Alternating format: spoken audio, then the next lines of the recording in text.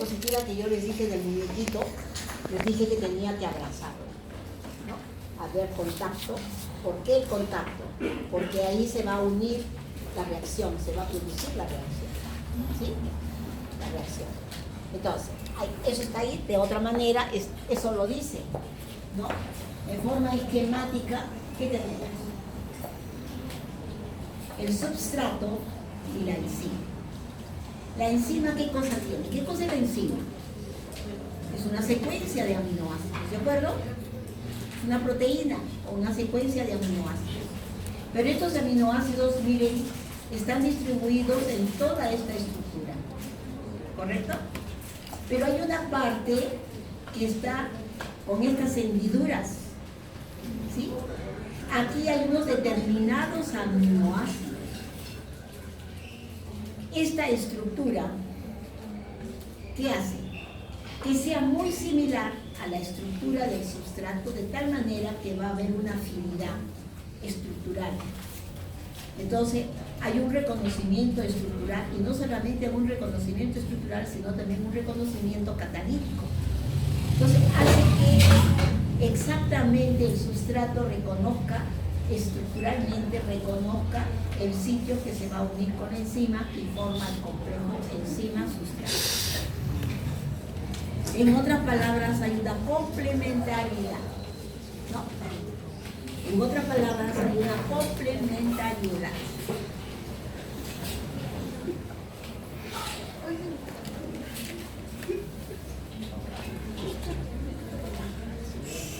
¿Ya?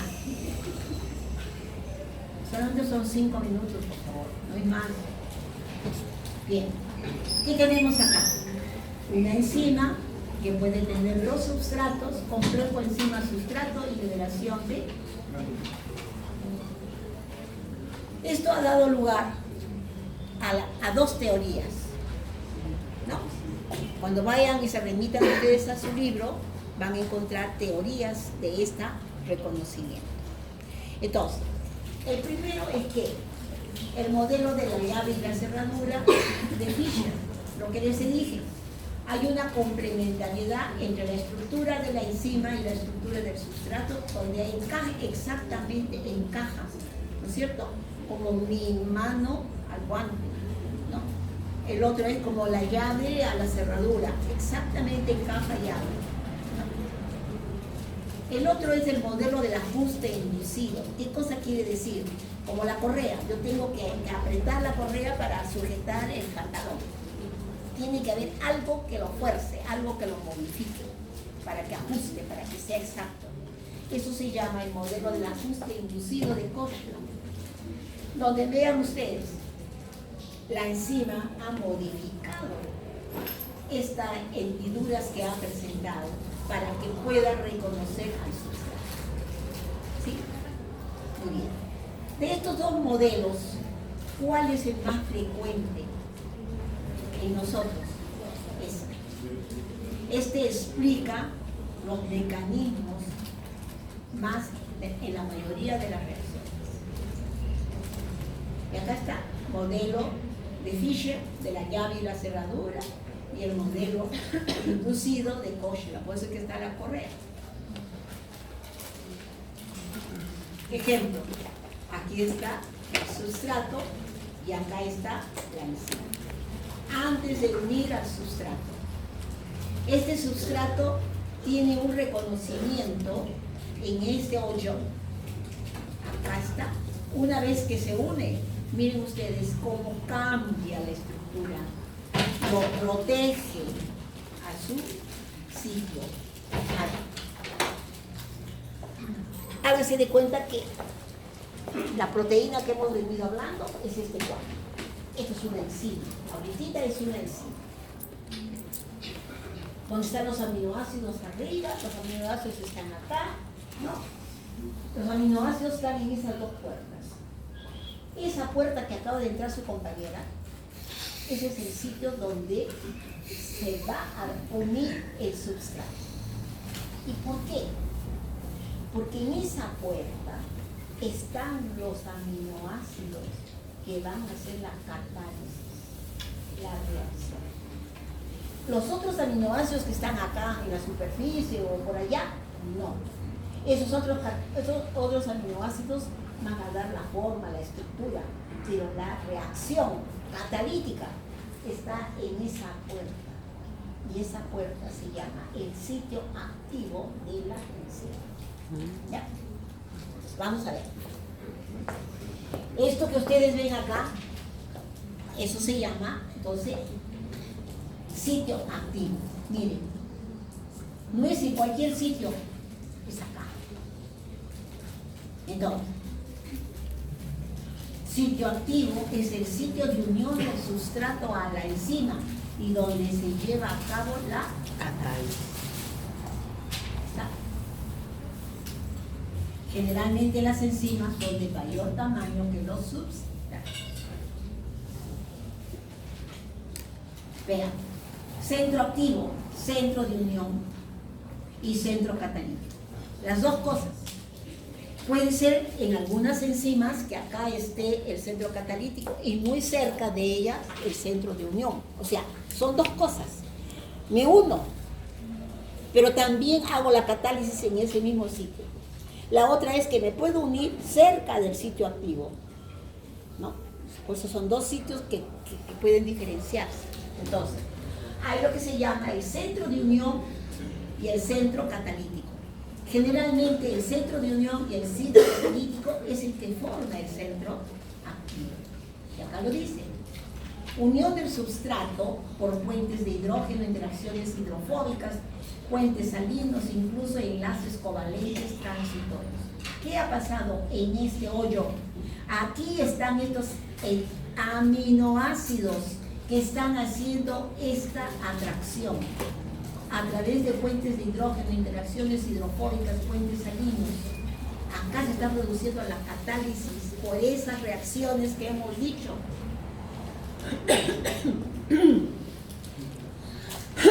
¿Qué hemos dicho?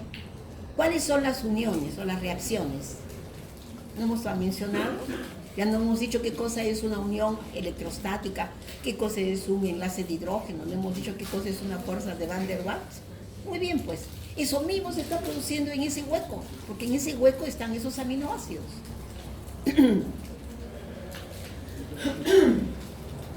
Bien. Entonces, esta proteína, ¿qué tiene? Residuos no esenciales de aminoácidos. Residuos son los aminoácidos, ¿cierto? Residuos no esenciales. ¿Qué quiere decir? Pueden eliminarse sin afectar la función de la enzima. Por ejemplo, unos aminoácidos que estén acá por encima de la pared. Por X motivo se desprendieron, no pasó nada. Residuos estructurales, esenciales para el mantenimiento de la conformación. Residuos de unión, responden a la asociación de la enzima con el substrato. Y residuos catalíticos intervienen en la transformación química del substrato. ¿Vieron? Entonces, los aminoácidos son los que finalmente determinan la reacción enzimática. ¿Ya? Vamos a apagarlo, pero primero son ustedes.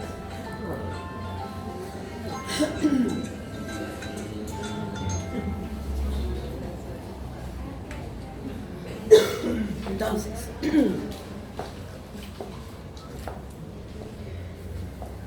¿qué he dicho? Que esta estructura de la enzima se puede modificar siempre y cuando no se altere el centro activo, el sitio activo. Si por esos factores negativos como el calor, la temperatura, el pH, afectan el sitio activo, destruyeron los aminoácidos y no hay la reacción. ¿Sí? Eso quiere decir.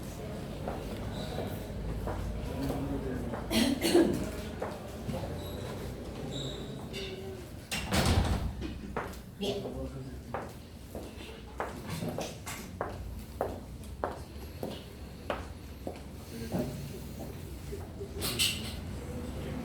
Sitio activo. El sustrato se une a una región específica de la enzima llamada sitio activo, ¿de acuerdo? Características. Generalmente el tamaño es pequeño, la forma es tridimensional y la interacción tiene que haber un reconocimiento de enzima substrato, unión. Eso tiene que existir. El efecto catalítico de una enzima va precedido por la formación del complejo enzima-substrato. Es decir, si no hay el abrazo, la unión, no existe reacción. El sitio activo, ¿qué cosa tiene? Contiene una maquinaria en forma de grupos químicamente determinados implicados en la catálisis de la reacción. ¿Qué tipo de reacción entonces se va a producir en ese sitio activo? Varios tipos de reacciones. Varios tipos de reacciones. Por ejemplo, una reacción ácido-base, una reacción de catálisis covalente, una catálisis por la presencia de iones inorgánicos. ¿No? Hay varios tipos de reacciones. Vamos a ver una catálisis ácido-base.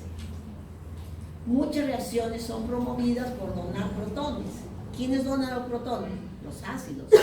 O aceptar protones. ¿Quiénes aceptan? Las bases. Sitios activos de algunas enzimas contienen grupos funcionales aminoácidos que participan en la catálisis donando o aceptando los protones. ¿Qué quiere decir eso? ¿Qué tenemos acá? Glutámico y aspartico. ¿Qué tienen? Que donan el protón o que aceptan el protón. ¿Sí? Lisina, arginina, ahí está, donan el protón. Cisteína, doble el protón del SH. Histidina, dona el protón del nitrógeno. Serina, el del OH. Tirosina, el hidrógeno del fenol. Entonces, estos están actuando como ácidos porque donan los protones. Y estos están actuando como bases porque están aceptando los protones. Eso se llama una reacción ácido-base. Entonces, si no se produce esta reacción química, no hay catálisis. Entonces, eso es lo que dice, ¿no? Las cadenas laterales de muchos aminoácidos constituyen factores catalíticos de las reacciones. Dichos aminoácidos participan en las reacciones catalíticas. Así, aminoácidos cuyas cadenas laterales pueden ceder o aceptar protones. ¿Como quién? Histidina, lisina, glutámico, aspartico. Actuando en forma reversible como ácidos o como bases. Esa es una reacción ácido-base. Catálisis covalente. Esto incluye la formación de una unión transitoria covalente entre la enzima y el sustrato. A ver, ¿qué cosa quiere decir? Que transitoriamente se va a unir en forma covalente hasta que se produzca la catálisis y luego se destruye, se disipa la reacción de coordinación, ¿no? Entonces, vamos a ver que A más B para que produzca la unión de AB. En la presencia de una catálisis covalente, une E con grupos nucleofílicos. Acá, ¿qué cosa es lo que pasa? Va a haber una reacción nucleofílica. Hay aminoácidos que son nucleofílicos. ¿Qué cosa es que son nucleofílicos? Que tienen carga negativa. Y electrofílicos, carga positiva. Entonces son reacciones de ataques nucleofílicos o electrofílicos. Ahí está. Por eso que viene acá la catálisis covalente. Esos dobles puntos son enlaces covalentes. Y acá está la reacción. ¿Ven? Se va a formar un enlace covalente. Hay reacciones catalizadas por metales. Si no está el metal, no hay reacción. A ver. Con los metales tienen capacidad de actuar como ácido de Lewis. Hay muchos iones inorgánicos que van a participar en las reacciones catalizadas por enzimas. A ver.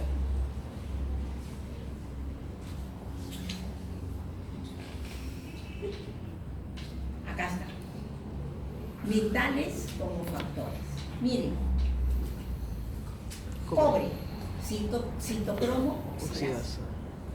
Fierro, citocromo, oxidasa, catalasa, peroxidasa. potasio, piruvato quinasa, magnesio, exoquinasa, manganeso, arginasa, molibdeno, dinitrogenasa, níquel, ureasa, selenio, glutatio, peroxidasa, zinc, amidrasa, carbónica. Miren, si nosotros no tenemos metales como factores enzimáticos, la reacción no se produce. ¿A dónde hago el corolario? Nosotros tenemos que comer de todo y no seamos sofisticados, que solamente voy a comer pollito con mis verduras. No. Tiene que haber carbohidratos, grasas, proteínas, minerales y vitaminas. ¿Por qué? Están viendo que los minerales están entrando como cofactores enzimáticos. No está el ion, no hay reacción. Y si no hay reacción, no hay metabolismo. Si no hay metabolismo, hay anormalidad. ¿Vieron? Entonces, a comer de todo. Todo tenemos que comer en forma balanceada. Entonces, zinc, ¿qué está diciendo? Por ejemplo, el zinc participa en la anhidrasa carbónica.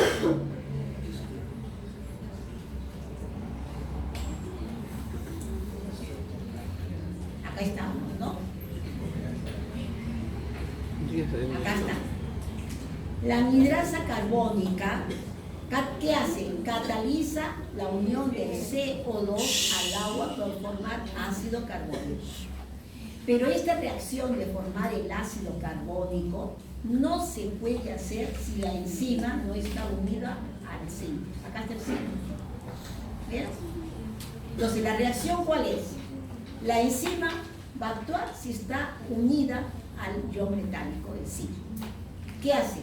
Es una reacción en que interviene el agua y se va a formar, miren, dos grupos. El OH que se va a unir al zinc y se libera el protón. En una segunda etapa recién entra el CO2. ¿Vieron? Acá está el CO2 que va a reaccionar con el OH y acá se forma el ácido carbónico. Acá está el ácido carbónico. Se recupera la enzima unida al zinc y acá está el ácido carbónico. El ácido carbónico, ¿cómo lo hemos formado? Porque ha habido zinc que ha catalizado la unión catalítica de la enzima. ¿Vieron? Formación de quelatos es otro tipo de catálisis. Por ejemplo, el manganeso o el magnesio reacciona con el fósforo neutralizando las cargas negativas. Acá hay carga negativa del fósforo con la carga positiva del magnesio. Es otro tipo de catálisis. Acá está, ¿ven? El magnesio, para que este ATP se pueda desprender el fósforo. ¿Vean? ¿Quién interviene? El magnesio. Se compensa las cargas positivas por las cargas negativas para liberar el fósforo. Acá está. Función del magnesio en la actividad de las quinasas. Entonces, todas las quinasas necesitan un ion metálico divalente, como el magnesio o manganeso, para transferir el grupo fosfato. Acá está. No. La formación de los complejos con magnesio apantalla parcialmente las cargas negativas e influye sobre la conformación de los grupos fosfatos. Así es. Bien. ¿Qué hemos dicho? Que esa puerta es el sitio catalítico. Y que el sitio catalítico está esta maquinaria de aminoácidos que van a entrar en la reacción, en la catálisis. ¿Y cómo se produce la catálisis? De diferente manera, reacciones de diferente tipo. Ácido-base, de quelación, presencia de metales, ¿no? De coordinación, de ataque nucleofílico con electrofílico. Son diferentes tipos de reacciones. ¿Qué más? Pero allá hay otra puerta, ¿sí? ¿Qué hace esa otra puerta allá para que esta enzima funcione? Esta enzima, hay enzimas que además de tener el sitio catalítico exigen otros elementos más. No todas las enzimas, hay algunas enzimas que necesitan otros elementos para poder funcionar. ¿Cuáles son esos otros elementos? Vamos a ver.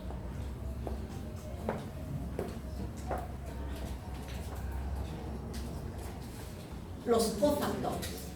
Cofactores son sustancias inorgánicas, como los iones metálicos.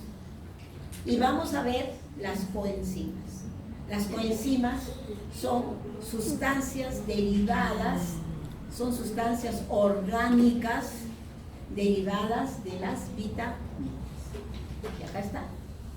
Entonces, el cofactor está acá. ¿Constituyente de quién? De una enzima. Una enzima que es muy activa, llamada holoenzima. ¿Qué cosa es la holoenzima? Una estructura molecular que va a tener una parte proteica llamada apoenzima y además un grupo prostético, que es una sustancia que se une muy fuerte a la apoenzima, y los cofactores. Estos cofactores que pueden ser iones metálicos o coenzimas. ¿Qué dice? Si una enzima precisa de cofactor, no puede desarrollar su función hasta que no exista. Es decir, sin cofactor no funciona. A ver, ¿quiénes son entonces los cofactores? A veces una enzima requiere para su función la presencia de sustancias no proteicas que colaboran con la catálisis, los cofactores. ¿Quiénes son los cofactores? Los cofactores pueden ser iones inorgánicos, fierro, magnesio, manganeso, zinc. Casi un tercio de las enzimas requieren cofactor, como hace un momento mencioné. Cuando el cofactor es una molécula orgánica, se llama coenzima. Muchas de estas coenzimas se sintetizan a partir de las vitaminas, también lo dije. Cuando los cofactores y las coenzimas se encuentran unidas covalentemente a la enzima, se llama grupo prostético. ¿Por qué se llama grupo prostético? Porque no se pueden separar. Si las vamos a separar, vamos a lograrlo, pero destruyendo la estructura. Y acá finalmente, la forma catalíticamente de la enzima, es decir, la enzima unida a su grupo prostético, se llama holoenzima. Entonces, holoenzima es la enzima con toda la actividad enzimática.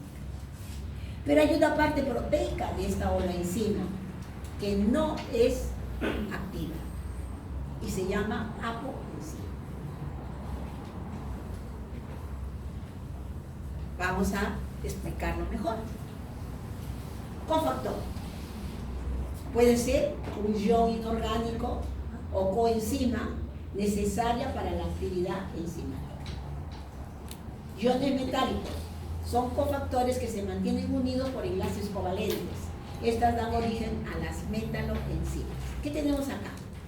La enzima que se va a unir al substrato, pero no lo puede hacer, porque esta enzima necesita el cobalto. Cuando el cobalto está dentro del sitio activo o cerca de él, recién puede reconocer al substrato. Eso quiere decir, estas enzimas exigen la presencia de cofactores que pueden ser inorgánicos u orgánicos ligados a la enzima. Eso es lo que significa la otra puerta, que allí tiene que estar una coenzima o tiene que estar un metal. No todas las enzimas, pero la gran mayoría que necesitan la presencia de estos cofactores lo necesitan. No está, no funciona la enzima.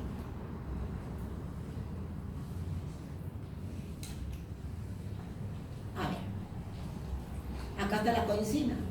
Esto ya hemos hablado de los metales. Pero puede ser una coenzima. ¿Qué cosa es una coenzima? Es aquellas sustancias que ceden electrones derivadas de las vitaminas. La coenzima, ¿dónde tiene que estar? En el centro activo. Acá está. Entonces, cuando ya está la coenzima unida a la enzima, recién se puede hacer la reacción. Cuando yo tengo apoenzima más cofactor, puedo tener la holoenzima, y la holoenzima es la forma molecular activa de la enzima. A ver, coenzimas. Miren, ¿qué pasa si no existe la coenzima? Esta es la enzima, esta es el substrato. Pero esta enzima no tiene a la coenzima, por lo tanto no hay reacción. Pero si le colocamos la coenzima, miren, dentro del sitio activo, la enzima de ser inactiva va a pasar a activa. Ahora sí, acepta el sustrato y se produce la reacción. Va a poder transformar el sustrato, la unión de la coenzima a la enzima. ¿Sí? Bien. Entonces, vuelvo a repetir, ¿qué cosa es la apoenzima? Es la parte proteica, que no tiene actividad enzimática. ¿Qué cosa es el cofactor o coenzima? Sustancia orgánica o inorgánica, que tiene que estar unida a la enzima. Entonces, cuando están estas sustancias apoenzima, la apoenzima, el cofactor o coenzima, recién puede unirse el sustrato para formar la holoenzima. ¿Ya? Ahí está. Eso es, finalmente. No. Entonces, esta proteína que tiene propiedad de catálisis, ¿qué tiene? Ahí está. El cofactor, la coenzima, la apoenzima y todo ello holoenzima. ¿Ok? Todo ello holoenzima. Entonces, el complejo enzima cofactor catalíticamente activo recibe el nombre de holoenzima. Cuando se separa el cofactor, la proteína restante, que por sí misma es inactiva, catalíticamente se designa con el nombre de apoenzima, o sea, esta parte.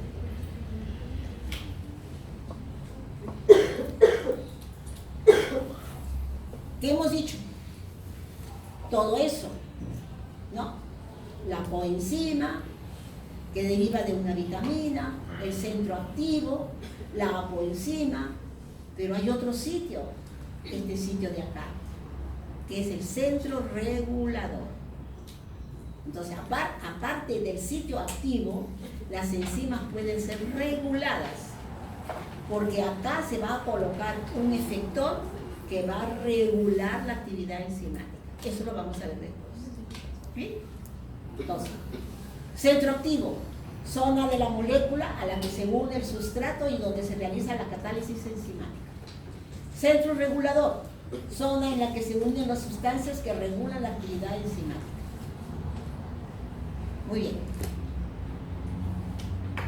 Bueno, esto es estructuralmente. Esto ya lo vimos. ¿Qué dice? Algunos elementos inorgánicos que sirven como cofactores de algunas enzimas. Casi un tercio de las enzimas necesitan la presencia de iones inorgánicos. Vamos a hablar de las coenzimas. ¿Qué les he dicho que son las coenzimas? Son sustancias orgánicas que derivan de las vitaminas. ¿Que se necesitan en la catálisis? Sí, muchas enzimas necesitan las coenzimas. ¿Y dónde están? Están, como les he dicho, muy cerca del sitio activo, a la puerta de allá, o dentro del sitio activo. A ver. Muchas vitaminas son cofactores o precursores de las enzimas. Funcionan en conjunto con la enzima en el proceso catalítico. Ahí está. Covalentemente a la enzima. Funciona en o cerca del centro activo. ¿Cuáles son? Aquellas transportadores de intermediarios de grupos funcionales y los transportadores de electrones. Repito, ¿cómo se producen estas coenzimas? Estas coenzimas se derivan muchas de las vitaminas y mucho también de sustancias inorgánicas. Vamos a ver. Transportadores intermediarios de grupos funcionales y transportadores de electrones. Vamos a ver. ¿Cuáles son? Las vitaminas. Las vitaminas no son fuente directa de energía, pero así ayudan a obtener la energía. Vamos a hacer mañana o la otra clase las vitaminas, ¿no? Y vamos a hablar de ellas. Y las vitaminas las necesitamos. Así como acabo de decirles que los iones inorgánicos se necesitan para la catálisis, las coenzimas derivan de las vitaminas. Por lo tanto, tenemos que comer vitaminas. ¿Vieron? Y si no comemos vitaminas, no hay coenzimas. Y si no hay coenzimas, no hay catálisis. Y si no hay catálisis, no hay reacción. Así de sencillo. ¿Sí? Y si no hay reacción, hay enfermedad. ¿Cómo vamos a ver? ¿Sí? Entonces vamos a ver cómo se deriva, cuáles son esas coenzimas. El metabolismo proteico. Las proteínas necesitan las coenzimas NAT, fosfato de piroxal, el tetrahidrofolato y la vitamina B12. El metabolismo de los hidratos de carbono, igual. La flavina adenina dinucleótido, la coenzima A y la vitamina B12. El de las grasas, igual. Todas estas son coenzimas. ¿Qué van a hacer? Van a degradar estas sustancias energéticas y van a extraer la energía. ¿Por qué? Porque vamos a utilizarla para la catálisis. Acá dice, energía para realizar todas las funciones vitales. Entonces, vamos a ver. Las coenzimas pueden ser de origen vitamínico o de origen no vitamínico. Las de origen vitamínico son las que van a transferir grupos funcionales. Acá está, transferencia de grupo o transferencia de electrones. ¿Sí? Vamos a ver. Transporte de grupo. ¿Qué cosa quiere decir? Que las vitaminas me van a permitir transferir grupos acilo, grupos carboxilo, grupos aldehídicos, grupos amínicos, grupos metílicos y fragmentos monocarbonados. ¿De dónde salen estas coenzimas? De las vitaminas. ¿Correcto? Estos son grupos funcionales. Pero también estoy diciendo que las vitaminas van a generar coenzimas que transportan electrones. ¿Y quiénes son? La niacina y la vitamina C. Vamos a ver. Tiamina, vitamina B1. ¿Cuál es la coenzima que produce, producto de su metabolismo? El pirofosfato de tiamina. ¿Qué transfiere? Transferencia de grupos aldehídicos y de la descarboxilación de las reacciones. Riboflavina, vitamina B2. ¿Cuál es la coenzima? La flavina mononucleótido y la flavina adenina dinucleótido. ¿En qué participan? Reacciones de oxidorreducción. Ácido nicotínico o diacina, vitamina B3. ¿Cuál es la coenzima? El NAT y el NAT fosforilado. Reacciones de oxidorreducción. Ácido pantoténico, vitamina B5. ¿Cuál es la coenzima que produce? Coenzima A. ¿Qué hace? Transferencias de grupos acilo. Vitamina B6, fosfato de piridoxal. ¿Qué hace esta coenzima? Transferencias de grupos amino. Biotina, produce la coenzima biocitina en las carboxilaciones de las reacciones. Ácido fólico, vitamina B9. ¿Qué produce? El ácido tetrahidrofólico. ¿Y qué hace el ácido tetrahidrofólico? Produce la transferencia de grupos de un carbono. Vitamina B12, ¿cuál es la coenzima? La metilcobalamina. ¿Qué hace? Transferencia de grupos de un carbono. La vitamina C, ¿qué les dije? Que la vitamina C era un reductor, ¿no es cierto? En la síntesis de colágeno. Muy bien. ¿Qué hace? Hidroxilaciones. ¿No les dije que la vitamina C hidroxila a la prolina, a la lisina? Ahí está, las hidroxilaciones. No hay vitamina C, no hay hidroxilaciones, no hay colágeno. No. Entonces, ¿qué acabamos de ver?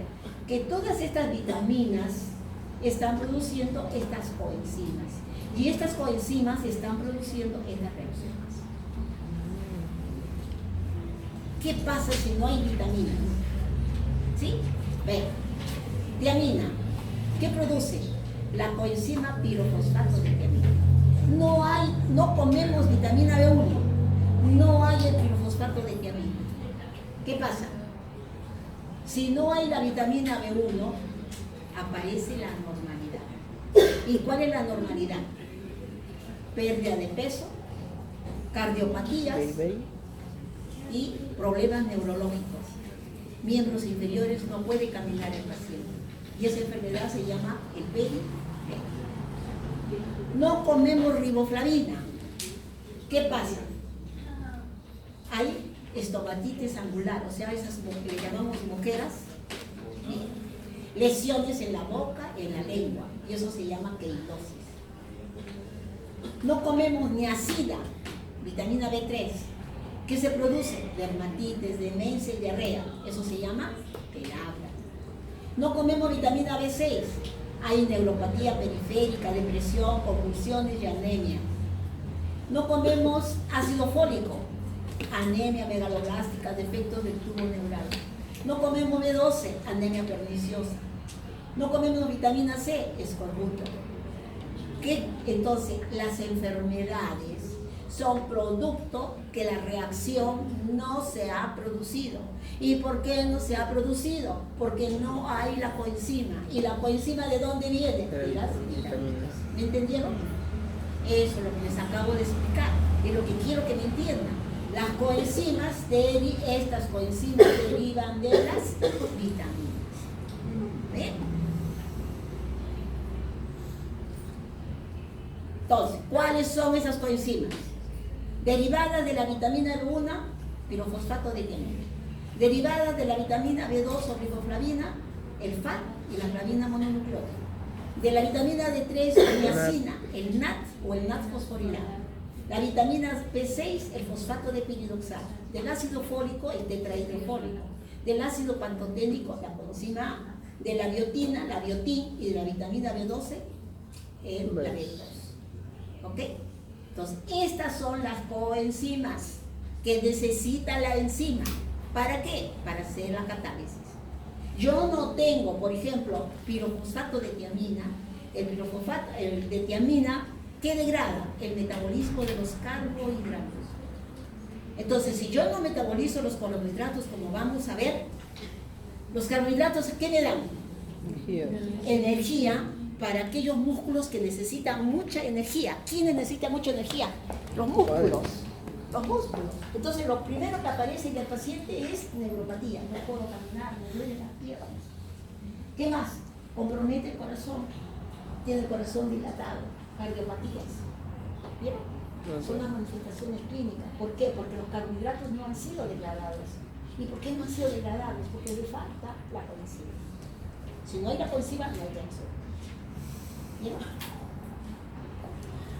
Todavía hay unos libritos de las vitaminas y de las coenzimas. Si ustedes gustan, me parece que todavía hay. Donde está la vitamina y su efecto clínico cuando hay la carencia de la vitamina. Primeramente le dice qué es la vitamina, qué es la coenzima y el efecto de la carencia de la coenzima. Es bien bonito, véanlo porque todo está en dibujos, con las lesiones y todo el aspecto clínico del paciente. ¿Ya? Bien. Este es el resumen, pues, ¿no? Consecuencias clínicas de las deficiencias de las vitaminas, acá están. ¿Sí? Anemia, ácido fólico. Depresión, lidoxina. Beriberi, tiamina y sucesivamente. ¿No? ¿Por qué? Porque no se puede hacer esta reacción porque falta la coenzima. Isoenzimas. Esa puerta de allá también puede tener la necesidad de una isoenzima. ¿Qué cosa es iso? Iso son varias cosas iguales de lo mismo. ¿Ya? Son diferentes formas moleculares de la enzima. A ver. Enzimas que realizan la misma función, pero difieren en su estructura química y propiedades cinéticas. Las formas isoenzimáticas distintas pueden pertenecer a diferentes tejidos, revelando sus modificaciones en el tejido que le dio origen. Generalmente son estructuras oligoméricas con varios tipos de cadena proteica, dimérica, tetramérica. No entiendo nada. ¿No? A ver. Isoenzimas. Formas distintas de una misma función enzimática que se originan en diferentes tejidos o células. Ejemplo. No podemos entender si no hacemos ejemplo. Dos ejemplos de mucha utilidad clínica. La lactato de hidrogenasa y la creatina fosfosina. Son dos enzimas. La de hidrogenasa láctica, ¿qué hace? Acá está. Transforma el lactato en piruvato. Esta enzima está repartida en todos los tejidos. Bajo, corazón, hígado, riñón, en diferentes proporciones. ¿Por qué? Como son isoenzimas, quiere decir varias formas moleculares de la misma enzima, y ha hecho que se reconozcan 5 derivaciones de la enzima, la lactodehidrogenasa 1 a la 5. Y estas 5 están repartidas en cada tejido en diferente proporción. ¿Sí? Acá están las isoenzimas de la lactato hidrohidrogenasa de cada uno de los órganos. ¿Qué pasa? Cuando yo tengo un infarto de miocardio, se va a producir necrosis, se va a producir una muerte celular y la enzima que está en el corazón pasa a la sangre. ¿Sí? Y yo sacando una muestra de sangre, voy a ver si la enzima está aumentada.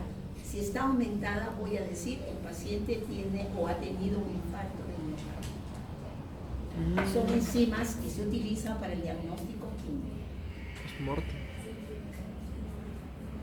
A ver, como la enzima presenta 4 subunidades, son posibles 5 formas de la enzima que se diferencian en características cinéticas y físico-químicas. Entonces vamos a tener una que está en el miocardio y otra que está en el corazón. Y tenemos estas 4 combinaciones. H4, todas iguales. H3M, una diferente. 2 diferentes, 3 diferentes, 3 iguales y 4 iguales. Esas son las combinaciones posibles que pueden haber. Y acá está. ¿Dónde está la HHH4? HH4. ¿Dónde está? Corazón. Eso se llama la LDH1. La LDH5, MML, ¿dónde está? En el hígado. MM en el hígado. ¿Sí? Por eso, cuando hay un problema que afecta a uno de los tejidos, la enzima sale. ¿Y dónde se ubica? En el torrente sanguíneo. Por eso le sacamos una muestra después del infarto, o después de la hepatitis, o de la cirrosis, y voy a encontrar que la enzima está incrementada. Entonces vamos a leer. Existen 5 isoenzimas, acá está, de la dehidrogenasa láctica. Cada una es un oligómero con 4 protones de los tipos H y M. Los protómeros se combinan de manera distinta y se originan en distintos tejidos. El suero tiene un contenido representativo de todos los tejidos. Su aumento en sangre significa necrosis. A ver, miren, como estas son proteínas, hay un procedimiento que se llama electroforesis, que se separan por la carga eléctrica. Y miren, este es un perfil de las 5 enzimas que están en el suero de un sujeto normal. ¿Ok? Familiarícense con el perfil. Y este es el perfil de un sujeto que sufrió un infarto. De tal manera que cuando este resultado llegue a la emergencia o llegue a la sala, ustedes lo tienen que interpretar. Y van a decir, ¿cuál de las isoenzimas está incrementada?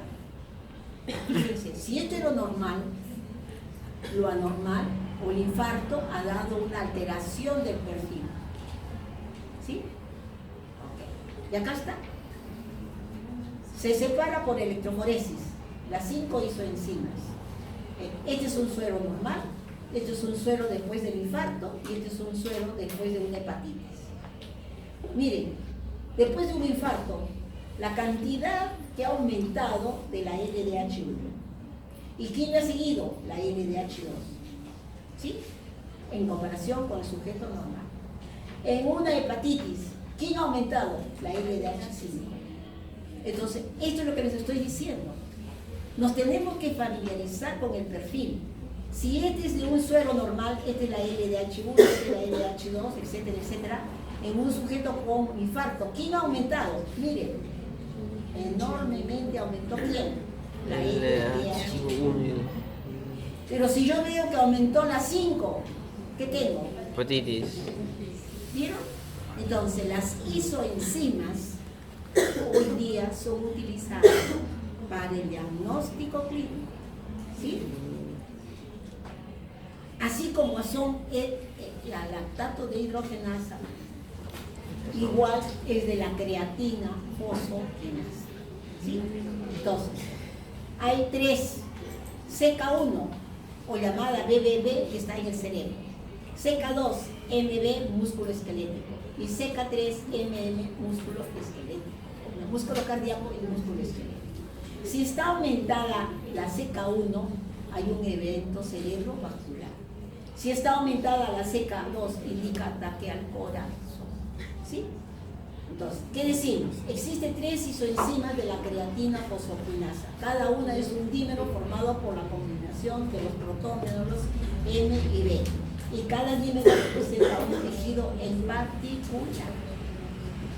Y acá está. ¿Sí? ¿Qué dice? Volvemos a repetir. Posee 2 unidades, la M y la B. Su aumento en sangre es indicativo de necrosis muscular o cerebral.